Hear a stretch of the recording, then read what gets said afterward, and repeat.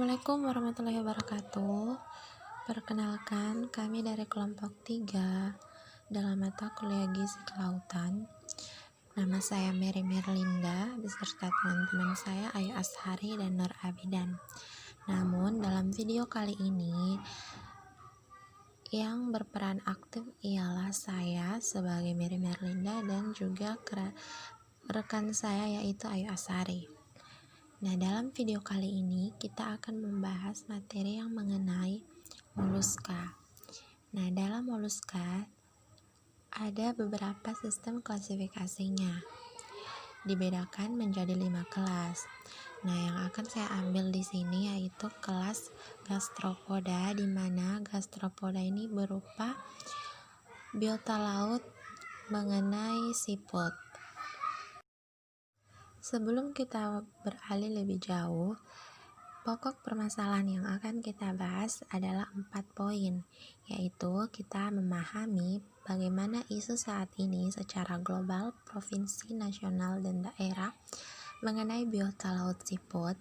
Kemudian kita mengetahui penemuan dan perkembangan mutakhir mengenai gizi hayati laut siput, serta program kesehatan pangan oleh NGO dan pemerintah, dan upaya menyikapi permasalahan mengenai isu saat ini yang berkaitan dengan siput. Nah, untuk lebih jelasnya, mari kita bahas materi yang pertama. Siput adalah nama umum yang diberikan untuk anggota kelas Mollusca gastropoda, mencakup siput dan siput telanjang atau siput tanpa cangkang. Kelas gastropoda menempatkan urutan kedua terbanyak dari segi jumlah spesies anggotanya setelah insekta atau serangga. Habitat, bentuk, tingkah laku, dan anatomi siput pun sangat bervariasi di antara anggota-anggotanya. Sebagian besar spesies siput adalah hewan laut, banyak juga yang hidup di darat, air tawar, bahkan air payau. Kebanyakan siput merupakan herbivora, walaupun beberapa spesies yang hidup di darat dan laut dapat merupakan omnivora atau karnivora predator. Beberapa contoh gastropoda adalah bekicot, siput kebun, siput laut, dan siput air tawar. Dalam berbagai pemanfaatan siput yang kaya akan protein, salah satunya yang bisa kita dapatkan melalui lendirnya, yaitu yang sangat baik bagi kesehatan kulit karena dapat mengobati peradangan dan juga terbukti memiliki banyak sekali manfaat dalam bidang kecantikan. Nah, di antaranya yaitu yang pertama, dapat melembabkan kulit. Di dalam lendir siput terkandung hyaluronic acid. Kandungan tersebut dapat mempertahankan air dalam kulit. Hal inilah yang menyebabkan lendir siput dapat digunakan sebagai pelembab. Kemudian kedua, dapat mengurangi jerawat. Menariknya, lendir siput ternyata juga bisa dimanfaatkan untuk mengatasi masalah jerawat. Kandungan hyaluronic acid di dalam lendir siput dapat meringankan peradangan kulit dan juga dapat mencegah jerawat. Kemudian yang ketiga, membantu mengatasi keriput. Saat ini banyak sekali produk yang dapat mengatasi keriput. Namun jika Anda sedang dalam kondisi darurat atau ingin mencari solusi tambahan untuk masalah mengatasinya, lendir siput dapat Anda coba. Karena lendir siput dapat merangsang produksi kolagen dan elastin. Dan yang keempat, dapat memudarkan bekas luka. Bagi Anda yang memiliki bekas luka, lendir siput bisa jadi solusi alternatif. Kandungan koper peptidis di dalamnya dapat merangsang produksi kolagen dan membantu mengurangi bekas luka. Dan tidak hanya itu, bekas jerawat juga bisa disamarkan dengan lendir siput. Bismillahirrahmanirrahim. Perkenalkan, nama saya Ayu Ashari, teman kelompok dari Mary Merlinda. Nah, di sini saya akan melanjutkan materi yang kami bahas, yaitu mengenai siput. Langsung saja kita bahas tentang penemuan dan perkembangan mutakhir mengenai siput. Indonesia kembali menambah daftar panjang keanekaragaman hayati, yaitu tentang peneliti Pusat Penelitian Biologi Lembaga Ilmu Pengetahuan Indonesia atau yang biasa disebut dengan LIPI. Ayu Safitri Nurinsia bersama Marco Neiber dan Bernard Hausdorff atau Zentrum für Naturkunde, Cinak, Universitas Hamburg, Jerman, berhasil menemukan spesies baru keong darat. Penemuan tersebut dipublikasikan dalam Revision of the Land Snail genus Laundoria, Goodwin Austen 1918, atau Gastropoda Chamaenidae from Java, yang diterbitkan oleh European Journal of Taxonomy edisi Mei 2019. Terdapat 16 spesies baru keong darat yang berhasil ditemukan oleh ketiga malakologis atau peneliti moluska. Nah, ke-16 spesies tersebut diantaranya adalah Laundoria parahyangensis yang dinamakan berdasarkan area sebaran spesies tersebut, yaitu di Tanah Sunda, Parahyangan. Sementara Laundoria petrucensis diberi nama Petruk karena hanya ditemukan di kawasan Gua Petruk, Kebumen. Nah, sementara spesies-spesies lainnya masing-masing diberi nama Laundoria naxi, Laundoria nusakambangensis, Laundoria toliformis, Laundoria toniwiteni, Laundoria madurensis, Laundoria sewuensis, Laundoria sucoliloensis, Laundoria nodifera, Laundoria pacitensis, Laundoria zonifera, Laundoria pakidulan, Laundoria darmai, dan Laundoria menorehensis. Nah, selanjutnya Program Kesehatan Pangan Gizi Hayati Laut atau SIPUT oleh NGO dan pemerintah untuk menyelenggarakan program peningkatan diversifikasi dan ketahanan pangan masyarakat. Dilaksanakan 4 kegiatan sesuai dengan tugas dan fungsi Badan Ketahanan Pangan, yaitu yang pertama, pengembangan ketersediaan dan penanganan rawan pangan. Kegiatan ini dimaksudkan untuk mengordinasikan upaya memantapkan ketersediaan pangan yang bersumber dari produksi dalam negeri sekaligus pengurangan jumlah penduduk rawan pangan.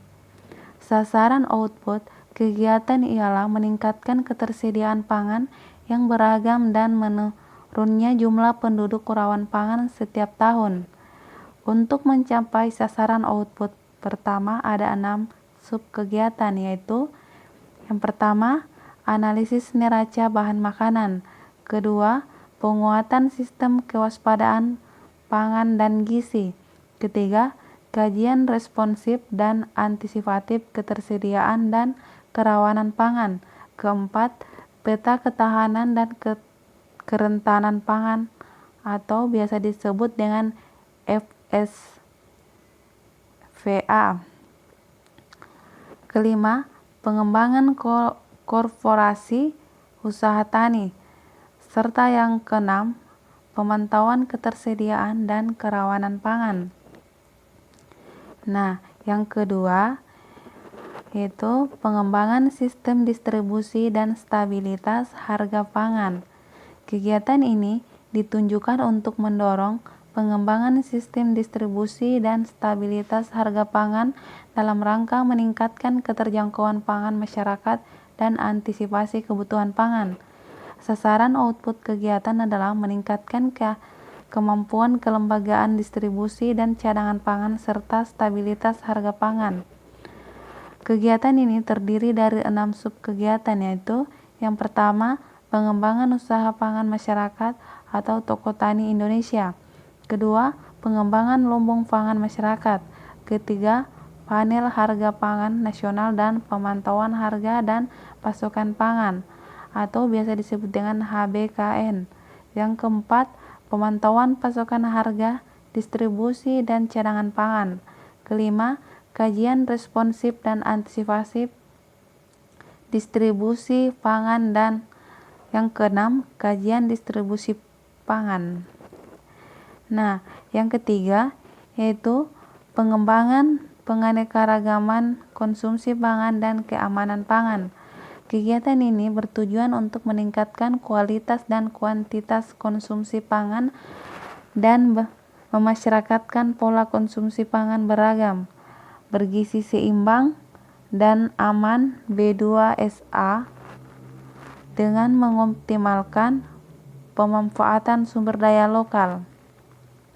Sasaran output kegiatan adalah meningkatkan pemantapan penganekaragaman konsumsi pangan dan keamanan pangan segar. Kegiatan ini terdiri dari 6 subkegiatan, yaitu yang pertama, pemberdayaan pekarangan pangan, kedua, pemantauan penganekaragaman konsumsi pangan, ketiga, gerakan diversifikasi pangan, keempat, analisis pola dan kebutuhan konsumsi pangan, yang kelima, pengembangan industri pangan lokal, serta yang keenam, pengawasan keamanan dan mutu pangan. Nah, yang terakhir atau yang keempat yaitu dukungan manajemen dan teknis lainnya Badan Ketahanan Pangan. Kegiatan ini dimaksudkan untuk memfasilitasi dan melayani administrasi, keuangan, dan aset terhadap penyelenggaraan operasional kantor. Sarana output kegiatan adalah yang pertama, terselenggaranya pelayanan administrasi dan pelayanan teknis lainnya secara profesional dan berintegritas di lingkungan Badan Ketahanan Pangan. Yang kedua, meningkatkan koordinasi, perumusan kebijakan, evaluasi, dan pengendalian ketahanan pangan melalui Dewan Ketahanan Pangan. Untuk mencapai sasaran output, pertama ada 4 subkegiatan, yaitu yang pertama, perencanaan, penganggaran, dan kerjasama ketahanan pangan. Kedua, pelayanan keuangan dan perlengkapan. Ketiga, pemantauan dan evaluasi program dan kegiatan ketahanan pangan. Keempat, penanganan organisasi, kepegawaian, humas, tata usaha, dan hukum. Sedangkan untuk mencapai sasaran output, kedua, hanya ada 1 subkegiatan, yaitu koordinasi perumusan kebijakan, evaluasi, dan pengendalian ketahanan pangan melalui Dewan Ketahanan Pangan. Selanjutnya, upaya menyikapi permasalahan gizi hayati laut. Nah, menurut penelitian Coherent Market Insights, usaha peternakan siput mampu meraih penghasilan sekitar 314 juta US$ atau 4,4 triliun dengan menjual lendir siput yang digunakan sebagai bahan kosmetik serta alternatif kecantikan. Lendir siput diketahui kaya akan kandungan kolagen yang menurut beberapa perusahaan kecantikan lebih berharga daripada emas. Lendir tersebut diproduksi dari kelenjar siput yang diperah dengan meneteskan air di atasnya menggunakan sebuah pipa kecil. Lendir hasil perahan tersebut kemudian dijual ke perusahaan kosmetik Thailand, Aden International, yang secara rutin mengekspor produknya ke Korea dan Amerika Serikat. Hingga kini, belum ada penelitian ilmiah yang dilakukan terkait kualitas kuratif dari serum dan lendir siput. Namun, peternak siput di lahan Patinisiri sudah merasakan permintaan pasar yang semakin meningkat. Baiklah, itulah pembahasan dari kami kelompok 3 mengenai materi moluska yang kami angkat tentang siput. Terima kasih. Wassalamualaikum warahmatullahi wabarakatuh.